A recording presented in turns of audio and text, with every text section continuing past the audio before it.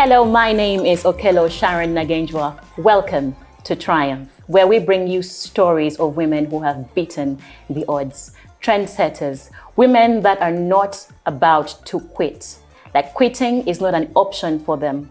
No matter the hassles, no matter the situations they're going through, they will keep moving forward.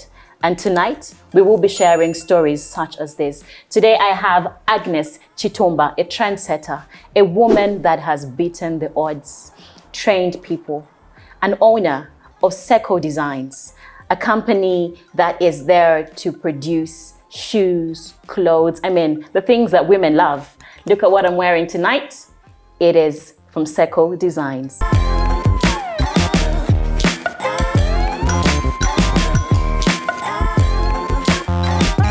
Hi, Agnes. Hi, Sharon. Imagine my excitement. Huh? These earrings are very beautiful. Thank you. The excitement meets the product. Wow. You know, when we look at these products, the question arises, where did this come from?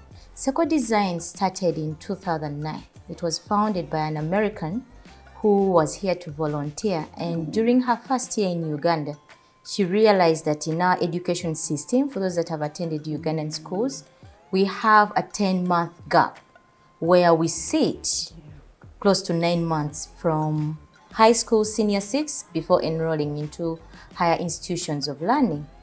And it was out of that need that the quest to what can youth do during the 10 months instead of sitting idle at home. Sseko started with chicken and they all died. And the first Sseko shoe was born in 2010. And I joined Sseko in August 2010. Okay.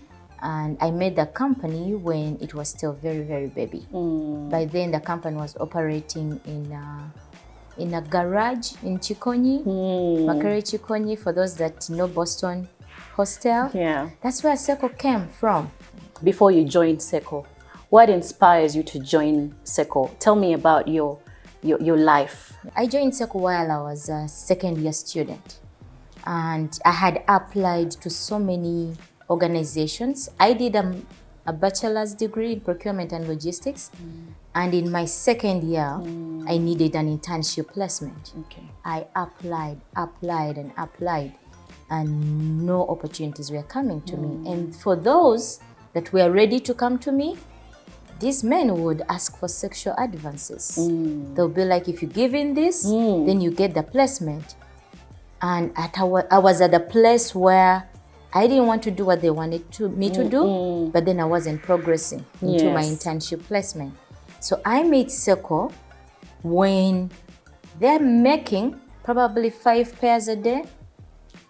But the moment I told them about my background, I have a procurement background, I want to come in and work with you, they gave me the chance. Very many young women out there, when it's time for internship, you're looking at very huge organizations. You want to go to the big multinationals. That is what you're looking at. But for you to come down to a smaller organization, that is great humility. I would want to know where this humility comes from. Who is Agnes? Let's go back to your life growing up. Agnes grew up in a family of 8. I'm the third born. We are 5 girls and 3 sons. And my dad married just like any other African man. And I'm the only child between my mom and my dad. Okay. But he had a good principle. All his 8 children from different women, we all grew up in one home. Okay.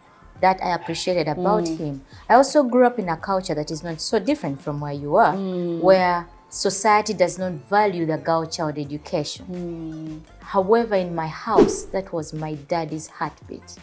Anything to do with our schooling mattered to him. Growing up even through senior 6 and being at the university when it was so hard, I would recall back my dad being that fundamental change, giving me a foundation of, you're more than this. Yes. Society says girls are up to this, but me as your dad, and this is a man who didn't go to school, but he had set a standard that I wanted my children to go to school. Fast forward, you're in Sseko.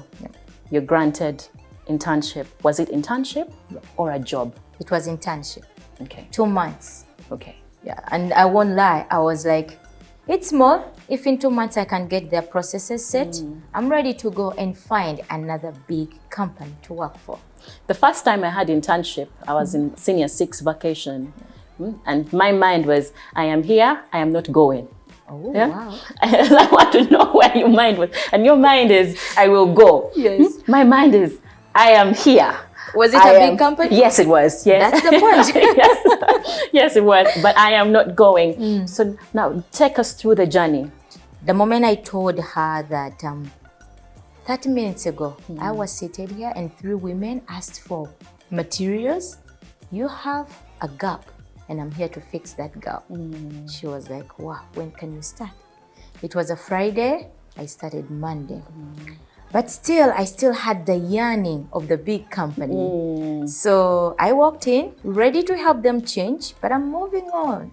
2 months, Aggie's moving on to the big company. And month 1, I started working with the women, understanding what Sseko was doing. And the product, the mission captivated me, captured me, that they weren't just making sandals, but here was a foreign person coming into my own country to create a change. So most of the times we are out there and we've learned what we know. We come in as interns, but we're not changing anything. But then we are saying the system is beating us. The system, they're not fair. Something is not, how come she's going up the ladder and I am not? What made you different? I had come from a background of my dad setting a high standard for me. And on this point, I would like to call out all fathers. Please set the standard for that girl and she'll go for it. So he had set this standard where society was saying marriage. Yes. And he's saying, and by the way, though I disappointed him, he always thought I was going to be Dr. Agnes. Oh. Yes. Now you're here making shoes. I'm making home decor items, earrings and shoes. So but he's proud because all he has ever wanted was me to be higher. So when I joined, I had the background of I'm set for greatness. Yes. It doesn't matter if I come from a family where education wasn't pronounced, but I come from a background that is saying she's going to be great. And that helped me, even through challenges, look at them on a minimum level. Like they're there, but there's something bigger when I flip the box. And Sseko wasn't as glamorous as people see it today. Yeah. We began a very small company. We didn't know what we were doing. Our first shoes were very crappy. If you look at them at the internet, I look at them now and say, what were we doing? I was volunteering. And I was volunteering at a Christian organization that looked at leadership, and it was American owned. So I joined Sseko when I had been trained on what time management means, diligence, being honest with the small or the much. And I came in when the company had a very small budget. Companies fall, they collapse because the founder is not part of the journey. But having somebody that is honest and trustworthy to run this organization, this company up to date is one blessing that very many business owners are not privy to. Did you at one point feel like this is not mine? Why should I put in too much energy? Yeah, those moments were always there where you feel like you want to give up. It's not yours. Some would come from me, some even came from my own relatives who would be like, that American is going to run away one day. Why are you so diligent and persistent with her work? It wasn't all about me. Yes. We were a group of Ugandans that were thriving when Sseko grew. And I believe sometimes when it's the selfish part in us that makes us see the bigger picture of if you get $1 million and you enjoy them alone as Sharon, it's all about you. People are dishonest, stealing money and corrupt, but you have run this company with honesty. Where are we right now with Sseko? About 7 months ago, my directors called me And they were like, Aggie, we have this good news and we have bad news. But mainly it was packaged as bad news because they were stepping away from the business. And I was driving on a Zoom call. So the bad news was they've decided, as the board in the US, 27 people, that they were going to merge the American operations with another American company. And that meant that our operations were to stop. And it really hit hard. I had more than 80 women. What am I going to do for them? I had groomed and grown this baby who is now fully grown, and someone is taking that baby away from me. So the attachment was really strong. Then they said, for the 13 years you've managed Sseko, we've looked into what to offer you as a gratitude and we can't find it. And the only thing we can give you is the same baby you raised. Wow. Yes, it was. You see, let's pause. I don't see how that is bad news. I'll first stick to the bad news. Do you know why? Why? Because it was a comfort zone.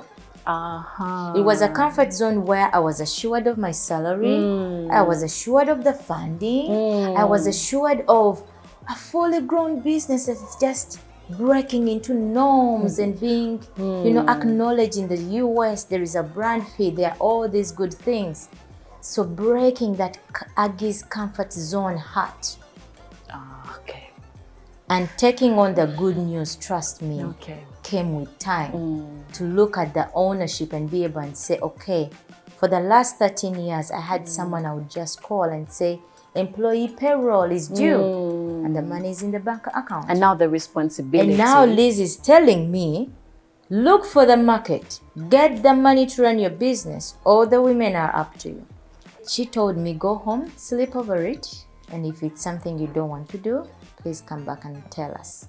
It wasn't easy. It wasn't an easy decision, to be honest, because in the midst of making that decision, I had two American friends, that actually called me and said, Agnes, we know 2 American companies in Uganda that are looking for country directors, and you're a good fit. So I had ownership of now a company that has gone down. Okay. And 2 well-paid jobs that were just waiting for me to sign. Now that is your dilemma at that point. I want the response.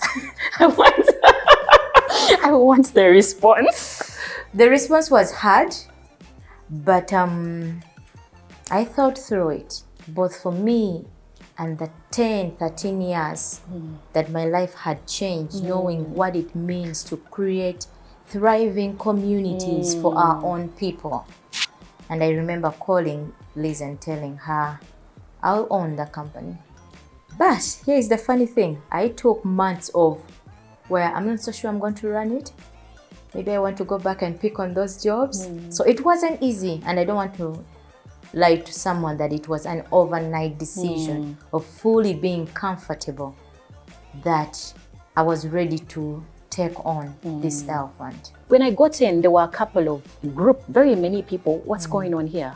We're still on our same mission that we pledged 13 years ago of empowering women through career, employment, and education opportunities. We call it the Sseko Gap Year Program, and it is a program where we bring in girls during their high school, the senior 6 vacation, train them on life skills, train them on financial literacy, train them on management, train them on health, because we believe there is so much a youth can learn during the 10 months than just to sit at home. And there is a statistic, by the way, that says out of 17% of girls that enroll into high school, only 2% make it to university. So the girls that were here are here on training? Yes, they're here for the senior 6 vacation, and in August they'll be getting scholarship. I would like to hear from them. This is important because very many times we do things and we're not sure whether people understand that this kind of sacrifices,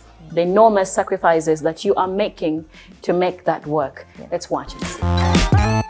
Hello, my name is Mirab Nabusulwa and I'm the procurement manager. I joined Sseko in 2018 in August. It is a blessing to be working for Sseko. I've been able to earn good money, been able to sustain myself and my family, been able to send my siblings to school, and I'm so grateful for this opportunity. Hello, my name is Elizabeth, and I'm a girl from CLA Girls. I've learned to make earrings, I've learned how to make shoes, I've learned how to make bags, and it's not only the production process, but I've also learned we normally have trainings throughout the week where we learn life skills. For example, we get to learn different things. They teach us about goal setting, decision making, different topics that can help us in life to advance from where we are right now to become better people in the future. Hello, my name is Vera Maureen. I joined Sseko 2018 and I started in the production line, but currently I lead production. One thing that really inspired me to stay here in Sseko for long was Madame Aggie. That's our CEO. She's really a go-getter. I have learned a lot from Madame Aggie. Yes, she is our CEO, but she does not only stay in her office, she engages herself in the production process. We have a very loving boss, that's Agnes Kitumba. She's so kind to us. She's comforting. She's like a sister and a parent. So I'd like to say thank you so much to you, Aggie, for being available for us, for loving us, and for giving us the opportunity to work with you, because together we are a family, always capable of more. Most of the times I see her, she moves from her office and comes down here in the production line, figure out things. Sometimes even she engages and works with us. And she is a very free person, which like you can approach her anytime. She gives you space to learn from her. The way she leads us is not in a bossy manner. She's just down to earth. I've really learned a lot from her. Ever on a mission, we get results with you because you're a professional person. We win together as a family because you are available. Well, you have seen and heard from the different people, households and communities whose lives have been impacted and greatly improved by Sseko Designs and of course their leader, Agnes. You were hit with leadership out of the blue. Everything is on your head. Salaries, procurement, all those things. How do you maneuver? This is the hardest part. When I took on the ownership, I thought, I've done it 13 years. Taking it on, it's going to be a walk in the park. No, Sharon. It wasn't. It wasn't. And 2 months in, I almost wanted to get everything I had, my laptop and my shoes. That's all I wanted to and do take away. Murife. But every time I'd go home and contemplate between running, not even leaving, but running away from it as far as I could, I would look back at the women that we had closed the doors with and said, okay, how am I calling them tomorrow? And say we cannot do it. But we would come in the morning and we would smile, just our second name says. Our second name means laughter. Sseko means laughter. It's a Luganda word that means laughter. You would see that the big salaries were not there, but the hope that this thing could actually make sense and work and transform lives. Challenges are going to be there, but your faith that it can work and your faith in God, I strongly believe in God, knew that people are going to rally behind you when you take the first step of leading. Is that the point where you say that was triumph? Yes. Or is there another triumph that you'd like to share with us? Comes in two ways. The baby step of coming to the table, of breaking whatever is holding you even without seeing. You know, the book I love to read says that even if your faith is as small as a mustard seed, to bring it in a physical term, even if when your account is screaming 0, even if your team is 1, you're the only team, even if when the market is saying, we can't buy your product, are you still ready to triumph by just showing up? Because it starts with that. It starts with saying, I don't care what I have. I don't care who is with me. this is what I want to do. And positive change will always attract positive goers. People who will always come to you who want the positive change. And I believe that ushered us into environments of people saying they are ready to work, they are ready to triumph, and we are gonna hold their hands and go with them. Our market in the US is still yearning to buy our products and work with us, even when we have rebranded from selling our products under Sseko, but to a new brand called Arise. Okay. The market is still saying, yes, we'll buy your products, because they know if quality. this pillow is in your home, it's not going anywhere. If you're wearing this cow horn earring that is all about recycling waste from Uganda, the market is ready. It starts with you coming and saying, here I am, this is what I want to do, this is what I want to change. Yes. And then the rest will align. Well, wow. See, stories such as these are not just mere stories and tales. They are stories of life lived purposefully, consistence, resilience, hard work, stories of not giving up. It doesn't matter what stage of life you're in. It doesn't matter what stage your business is in. It doesn't matter what situation you're in. There is nothing new under the sun. And this show, Triumph, is here to show you that what you're going through, what you have been through, what you are at right now is not new. Somebody somewhere has passed through it and triumphed over it. Until next time, my name is Okello Sharon Nagenjwa. To catch more of these stories, subscribe to our YouTube channel, Triumph Beating the Odds. Thank you very much, Agnes. This is amazing, and it has been a pleasure hosting you, a pleasure hearing all these stories from you. And out there, somebody is watching. And I know you out there are inspired.